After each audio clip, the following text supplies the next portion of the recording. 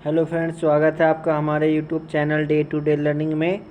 Friends, आज मैं इस वीडियो में आपको कृत्रिम श्वसन यानी आर्टिफिशियल रेस्पिरेशन के बारे में बताने जा रहा हूं। और यह इसलिए ज़रूरी है क्योंकि जब हम कोई भी इंडस्ट्री, फैक्ट्री या कोई भी वर्कशॉप में काम करते हैं तो अचानक से वर्कर मान लीजिए कि दुर्घटनाग्रस्त हो जाता है, तो उस समय हमें आर्टिफिशियल यानी श्वसन देने के लिए, आर्टिफिशियल रेस्पिरेशन करवाने के लिए हमें क्या क्या करना चाहिए ताकि उस जो पीड़ित व्यक्ति है उसको पुनः से वह सांस लेना शुरू कर दे। तो ऐसे में दो तरह के आदमी को हम कृत्रिम श्वसन की आवश्यकता होती है। पहला है कि कोई रोग से पीड़ित है तो उसको अगर अचानक से सांस लेने में प्रॉब्लम आ रही है तो उसको हम कृत्रिम श्वसन देंगे। और एक होता है कि कोई दुर्घटनाग्रस्त व्यक्ति है, अगर काम करते समय अचानक से कोई दुर्घटना हो जाता है तो उस समय व्यक्ति को सांस लेने में अगर कठिनाई हो रहा है तो उसको हम आर्टिफिशियल रेस्पिरेशन यानी कृत्रिम श्वसन देंगे। तो कैसे दिया जाता है, उसके लिए क्या करना पड़ता है और कौन दे सकता है, इसी सब के बारे में हम इस वीडियो में जानेंगे। तो चलिए वीडियो को स्टार्ट करते हैं। तो कृत्रिम श्वसन मुख्यतः दो प्रकार के होते हैं। पहला है आपका सिल्वेस्टर मेथड और दूसरा है शेफर मेथड। सिल्वेस्टर मेथड में होता है क्या कि कोई भी दुर्घटनाग्रस्त व्यक्ति को अगर पेट के बल में अगर कोई जख्म हुआ है या किसी भी प्रकार की क्षति हुई है तो उसको हम पेट के बल ना सुलाएंगे, उसको हम पीठ के बल सुलाएंगे, क्योंकि पेट के बल तो वो जख्मी हो चुका है, तो इसलिए हम उसको पीठ के बल सुलाएंगे। और आप पोजीशन देख सकते हैं कि उसमें जो सहयोगी पर्सन है जो उसको श्वसन दे रहा है उसको अपने घुटने के बल पे पहले बैठ जाना है और घायल व्यक्ति को पूरा स्ट्रेट सुला देना है।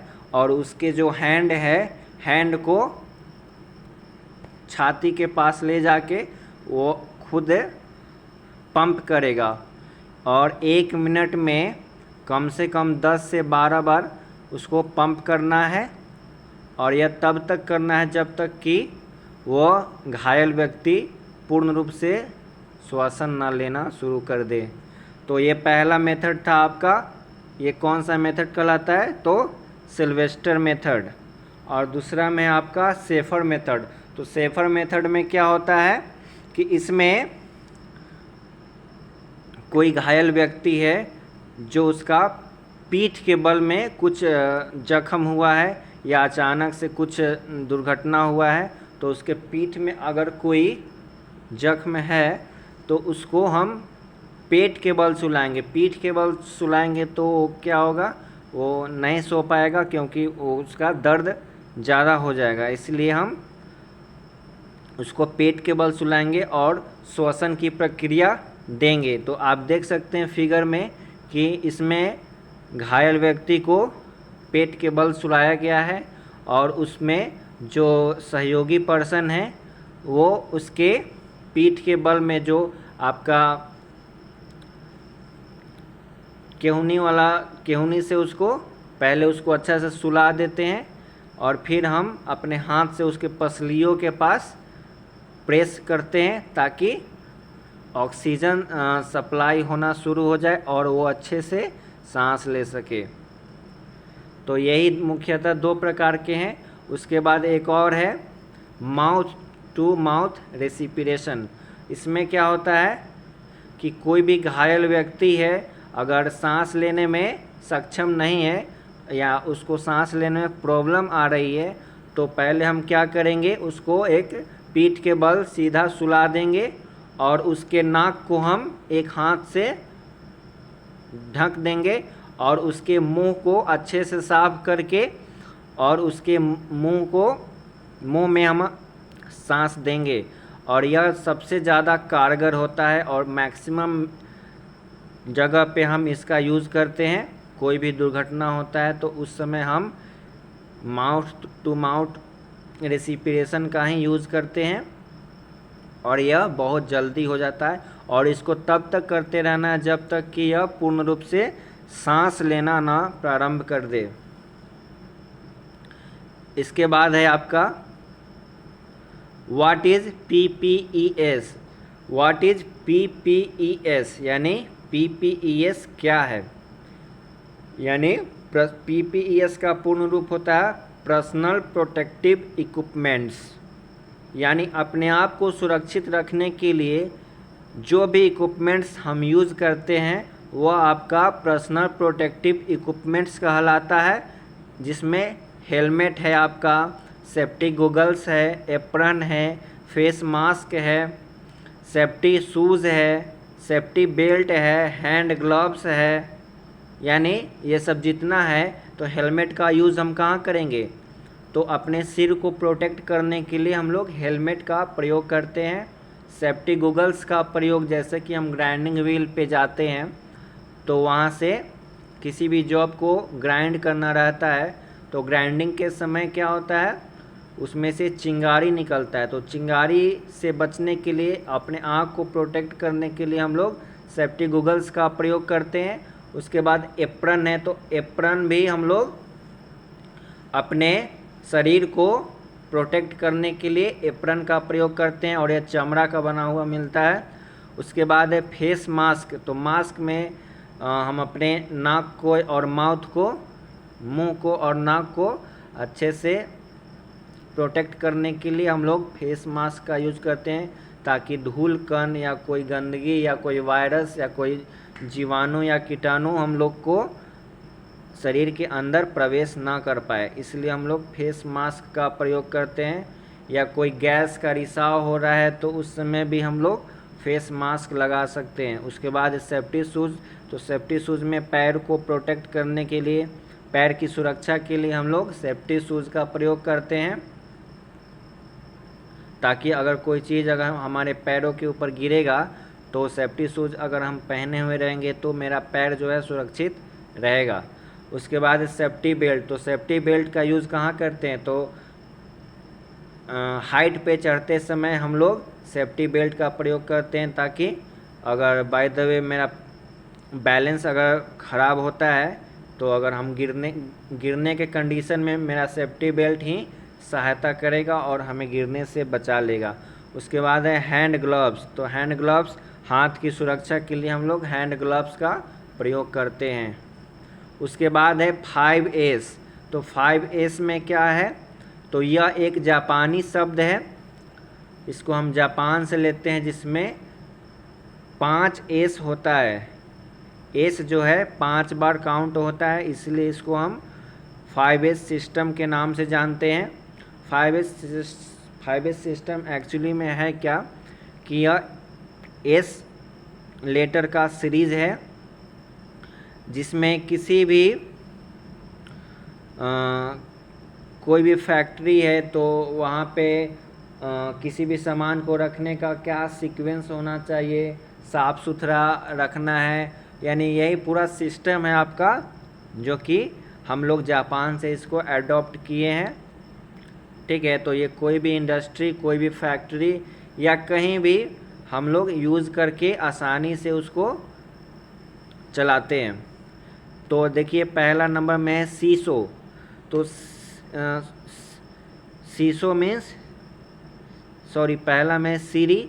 तो सीरी का मतलब होता है, ये सीरी जो है SEIRI, ये एक जापानी शब्द है, और हम इसको इंडियन लैंग्वेज में क्या बोलते हैं? शॉर्ट।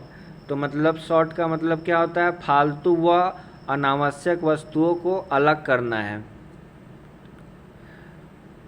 यानी जितना भी मतलब कोई भी फैक्ट्री या कुछ भी वर्कशॉप या इंडस्ट्री में हम लोग जो भी फालतू या अनावश्यक वस्तु है उसको अलग रखेंगे, ताकि कोई भी चीज़ को खोजने में हमें आसानी से वो मिल जाए, इसीलिए हम फालतू या अनावश्यक वस्तु को अलग रखते हैं।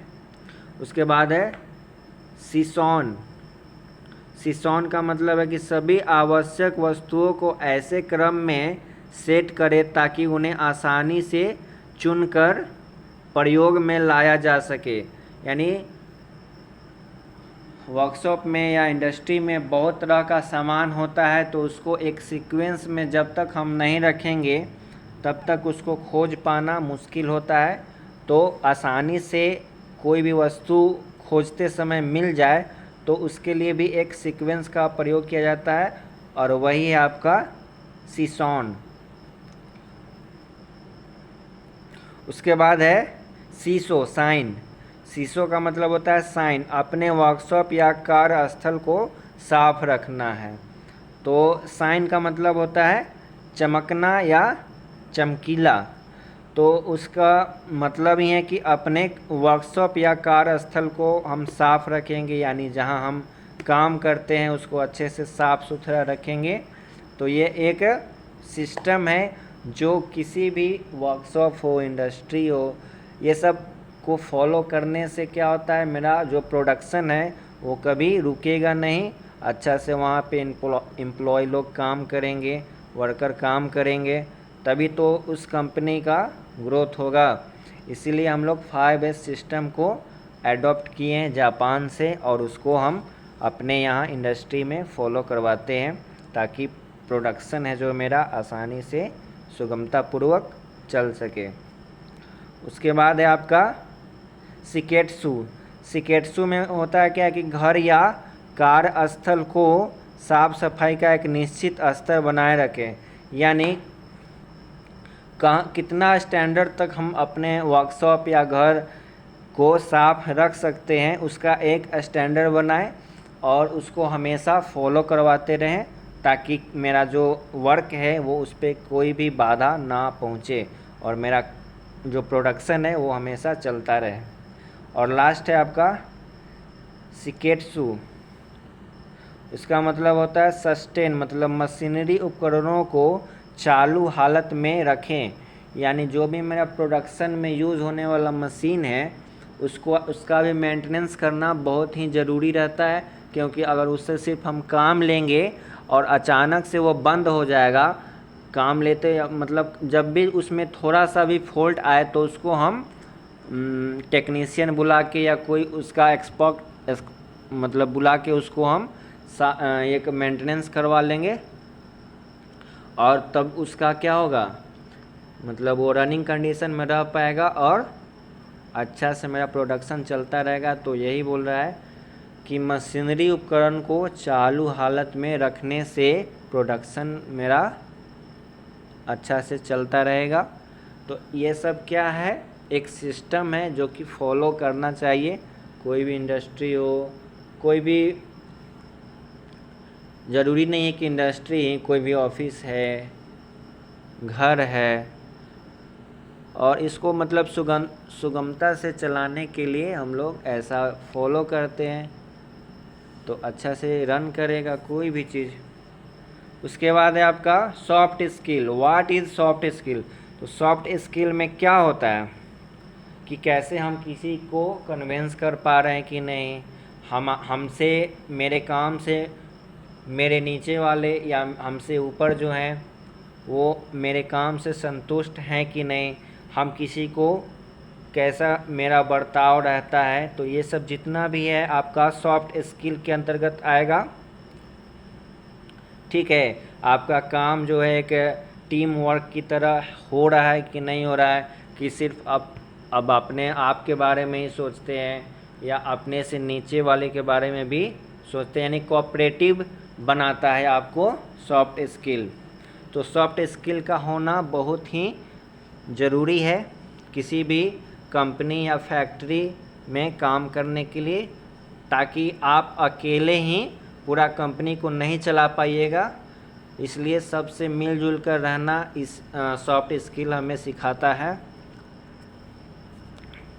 ठीक है, तो एक अच्छा सॉफ्ट स्किल पाने के लिए क्या क्या गुण की आवश्यकता होती है वो इसमें बताया गया है। तो पहला में है आपका इफ़ेक्टिव कम्युनिकेशन स्किल, यानी किसी दूसरे को कैसे आप कम्युनिकेट कर पा रहे हैं वही समझा पा रहे हैं कि नहीं, तो वही आपका है कम्युनिकेशन स्किल। तो प्रभावशाली कम्युनिकेशन स्किल होना आवश्यक है। प्रॉब्लम सॉल्विंग स्किल, किसी भी समस्या को सॉल्यूशन कैसे निकालें उसके लिए भी उसका भी एक स्किल होता है। तो ये सब होना ज़रूरी है। कॉन्फिडेंस, हमेशा कॉन्फिडेंस में रहना है। कोई भी काम करते समय फ्लेक्सिबिलिटी होना चाहिए, नहीं तो क्या होगा कि अब अपने आप को मान लीजिए कि हम हैं जो कोई नहीं है, तो ऐसा नहीं होना चाहिए। फ्लेक्सिबिलिटी होना चाहिए और दयावान भी होना चाहिए। किसी का प्रॉब्लम को आप समझकर उसका निदान कैसे दे सकते हैं, ये सब फ्लेक्सिबिलिटी में आता है और ये सब गुण होना चाहिए। उसके बाद है acting as a team player, यानी कोई भी काम करते समय आप एक टीम का निर्माण करते हैं और उसमें वो काम किया जाता है। कोई भी काम आप फैक्ट्री में कीजिएगा तो आपसे ही पूरा काम नहीं लिया जाएगा, पूरा टीम की तरह काम करना पड़ता है, उसके बाद फाइनली रिजल्ट मिलेगा आपको। तो ये सब जो भी है आपका सॉफ्ट स्किल के अंतर्गत आता है, ठीक है। उसके बाद है आपका लास्ट है क्रिएटिव थिंकिंग। आपका थिंकिंग जो है क्रिएटिव है कि नहीं, एक दूसरे से अलग होना चाहिए आपका थिंकिंग, है ना, तब जाके आप एक अच्छे सॉफ्ट स्किल आपके अंदर डेवलप हो पाएगा। अब देखिए लास्ट है आपका किसी कारणवश आग लग जाए कहीं भी तो क्या करना चाहिए। यानी मान लीजिए आप काम कर रहे हैं फैक्ट्री में और अचानक से आग लग जाएगा, तो उस समय आपका रिएक्शन क्या होगा। तो देख लीजिए आप इसमें क्या क्या कर सकते हैं। तो सबसे पहले आप फायर अलार्म को दबाएं, ठीक है।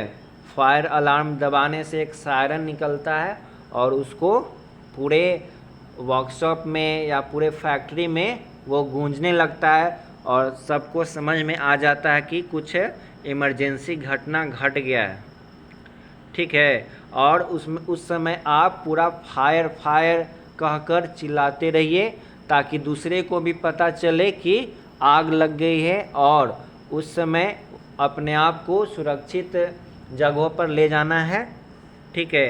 तो फायर चिल्लाने से दूसरा वर्कर भी वहाँ पे सुन लेगा और वो वहाँ से अच्छे सुरक्षित तरीके से निकल जाएगा। मेन करंट स्विच ऑफ, यानी मेन सप्लाई जो है आपका उसको स्विच ऑफ कर देना चाहिए आग लगने के समय। ऑलवेज यूज द स्ट्रेस, मतलब हमेशा सीढ़ी का प्रयोग करना चाहिए। मान लीजिए अगर लिफ्ट से अगर आप आ रहे हैं तो लिफ्ट से नहीं आना है आग लगने के समय में, ठीक है। तो हमेशा सीढ़ियों का ही प्रयोग करना चाहिए आप इधर से उधर जाने के लिए। Inform to fire brigade, fire brigade को इन्फॉर्म कर देना है कि हाँ इंडस्ट्री में आग लग गई है, तो वो जल्दी से अपना बटालियन लेके आएगा, ठीक है। उसके बाद है use to fire extinguisher, fire extinguisher को यूज़ करने आना चाहिए ताकि वही फायर एक्सटिंग्विशर से ही आग पे काबू पाया जा सकता है। अगर बहुत भयानक आग है तब जाके फायर ब्रिगेड आकर उसको बुझाएगा, नहीं तो नॉर्मली अगर आग जल रहा है तो उसको बुझाने के लिए हम लोग फायर एक्सटिंग्विशर का प्रयोग करके आग पे काबू पाया जा सकता है। उसके बाद है मैन पावर लाइफ सेविंग, सबसे पहले वर्कर को एक सुरक्षित स्थान पर ले जाना हम लोग का दायित्व रहता है ना, कि सबसे पहले जान बचाना ही मोस्ट इम्पॉर्टेंट है। तो अपने आप को पहले सुरक्षित रखना है और अपने सहयोगी या अपना जो सहकर्मी है साथ में जो काम करते हैं उनका भी लाइफ को बचाना हम लोग का रिस्पॉन्सिबिलिटी है। और हर एक पर्सन का ये कर्तव्य रहता है कि हम अपने साथी का भी इस समय ख्याल रखें और उसका भी लाइफ सुरक्षित रखें। उसके बाद है first aid box use to injured person, यानी मान लीजिए कोई उस आग में दुर्घटनाग्रस्त हो चुका है तो उसको first aid box use to injured person यानी फर्स्ट एड करना है उसमें, यानी अगर वो सांस लेने में उस प्रॉब्लम हो रही है तो आप आर्टिफिशियल रेस्पिरेशन यानी कृत्रिम श्वसन दीजिए, उसमें उपचार फर्स्ट एड दीजिए। और अगर नहीं हो रहा है तब उसको एम्बुलेंस ले जाकर हम उसको हॉस्पिटल में शिफ्ट कर सकते हैं। तो यही सब है आपका, जो कि सेफ्टी पर्पज़ से बहुत ही ज़्यादा ज़रूरी होता है। कहीं भी काम करते समय आपको ये सब चीज़ों की जानकारी होना आवश्यक होता है। और यही सब क्वेश्चन आपसे पूछेंगे एग्ज़ाम में, कहीं भी जाइएगा इंटरव्यू में आपको यही सब देखने को मिलेगा। तो आशा करते हैं कि आपको यह जानकारी अच्छा लगा। अगर आपको यह जानकारी अच्छी लगी है तो प्लीज़ मेरे चैनल को लाइक, सब्सक्राइब और कमेंट कीजिए, और ताकि मुझे भी मोटिवेशन मिल सके आप तक इस तरह का वीडियो लाने के लिए। तो चलिए, धन्यवाद।